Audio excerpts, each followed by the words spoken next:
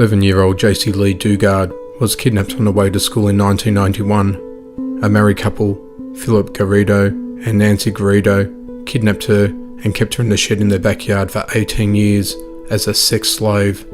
During this time, her captor, convicted rapist Philip Garrido, raped JC repeatedly, fed her countless lies, and impregnated her twice. She gave birth to daughters at age 14 and 17. Renamed Alyssa, JC spent 18 years in captivity, living in a backyard shack at the home of Garrido and his wife. These kids had never seen the outside world, and all they knew was what she knew and was able to teach them with her own limited knowledge. On the 6th of August 2009, more than 18 years after she was abducted, JC Dugard was reunited with her mother. 21-year-old Maura Murray lost control of the car and crashed it into a snowbank in 2004. A passerby called police when she told them that she did not need any help. 10 minutes later, when police arrived, the car was locked and Murray was gone. There were no footprints in the snow, sniffer dogs couldn't get a scent of her, and heat-seeking helicopters spotted nothing. After a lot of investigation, it was found that Murray, a straight-A nursing student, had withdrawn $280 from a bank account and emailed her teacher, lying about a death in the family. Her cards and phone, a route map to Vermont, and a wine box were found in the back of the car, with red wine splashed on the outside. Back in Murray's dorm room, her belongings were found packed up in boxes, but despite the leads, detectives made little progress, and there have been no credible sightings of Maura Murray since the night she disappeared. In 2011, Jamie Stice was abducted and killed as her unborn child was cut from her body by a woman she met on Facebook.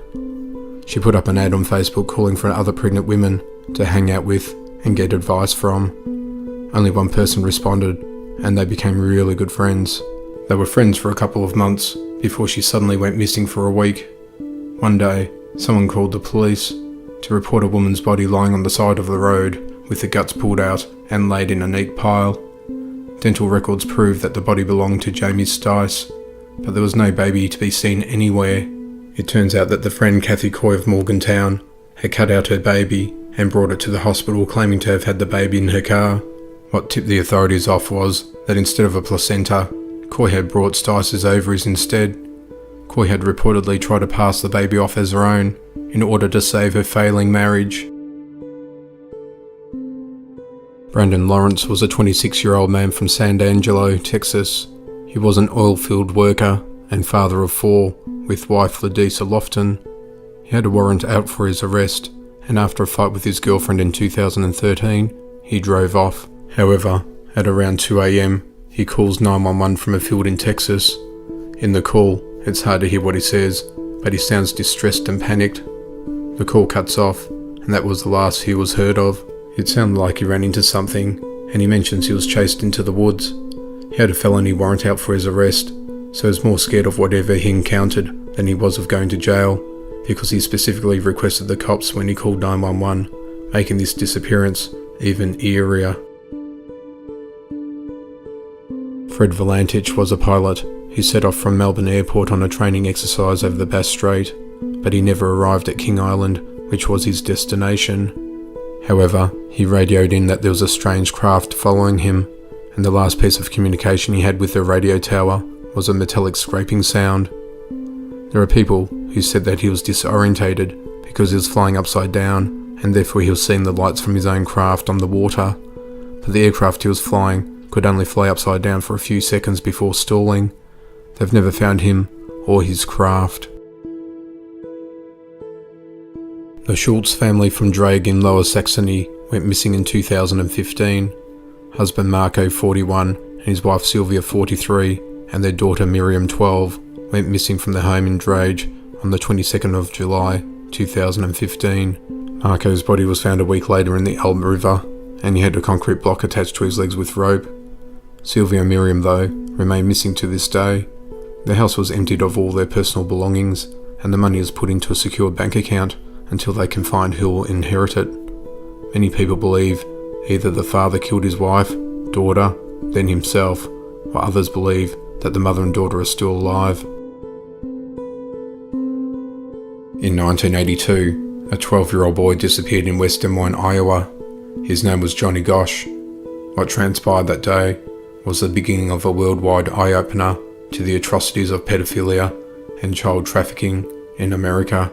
Johnny was kidnapped while he began his morning paper round on the 5th of September 1982. He was followed until he was out of sight of the others, then snatched by two men who held him down in the back seat of an old Fairmont. About 6 months after Johnny's kidnapping, a woman was approached by a young boy in the parking lot of a convenience store in Oklahoma screaming, "I'm Johnny Gosch, I've been kidnapped." He was immediately accosted by two men who grabbed him and were never seen again. 15 years later, Johnny came to visit his mother for a few hours and asked her for help. There were two men with him and he could not stay. Johnny stayed with Noreen for only a few hours, then he left before daylight, disappearing into the night to leave his mother with nothing but the secret memory of his visitation. 3 lighthouse keepers went missing from the tiny island off Scotland. No one knows what happened, but when people came to the island, they saw that 2 of the 3 raincoats were missing, a meal was left half eaten, and a chair was knocked over on the ground. When they checked the diary of one of the lighthouse keepers, it talked about a violent storm and how the other 2 lightkeepers were acting weird. What's creepy is there was never a storm in that region, even though the diary said there was. All 3 lighthouse keepers were never found.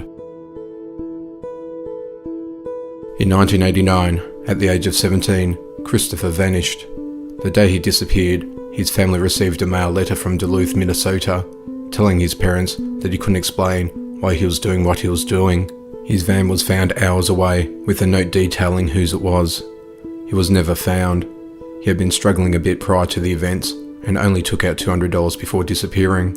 His van was left at a rest stop outside a heavily wooded area, but multiple searchers found nothing.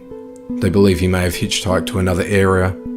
There is a possibility he was murdered, took his own life, or got caught up in a homeless lifestyle and is still alive, but a vagabond, living on the streets.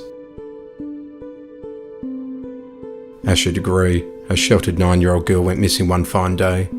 She had a lot of restrictions in her life. There was no computer or internet in the home, and she didn't have a cell phone. Asha's friends were from church or school.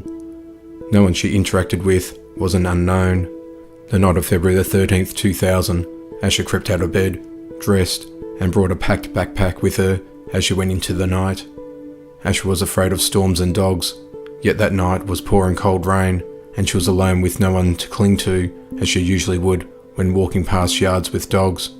She was an obedient child who did not break the rules. At 3 a.m, drivers on the highway nearby thought they saw a little girl walking in the rain over a mile from the Degree home. When one driver circled around to check if the child needed help, the child ran off the road and into the woods. If this was Asha, it was the last time she was seen alive. Candy wrappers, markers, and a hairbow were discovered in the shed back in the woods the child ran into. They belonged to Asha. A year later, during construction, her backpack was discovered buried in the ground, wrapped in several plastic bags. She was never seen again. It was in the afternoon on the 17th of July 1981 when a group of 6, plus Aris and her father, rode into Sunrise High Sierra Camp on horseback. The camp sits 9,400 feet above sea level and is regarded for its historic significance, being the final stop in Yosemite's Mountain Chalet Loop. It was built in 1961 to make backcountry an alluring destination for tourists, offering stunning wilderness vistas but also creature comforts like showers and reasonably comfy beds. Aris told her father she wanted to photograph a nearby lake. It wasn't terribly far, just over a bluff. He declined to accompany his daughter, 14 at the time, but an elderly man from the group would tag along. At some point, the 77-year-old man grew tired and sat down to rest. Aris, seemingly determined to reach the water, trekked onward. Back at the camp, the group's tour guide remembered noticing her from afar. She was standing on a rock about 50 yards south of the trail. That was the last time anyone saw Aris. She vanished that day without a trace, leaving only her camera lens behind.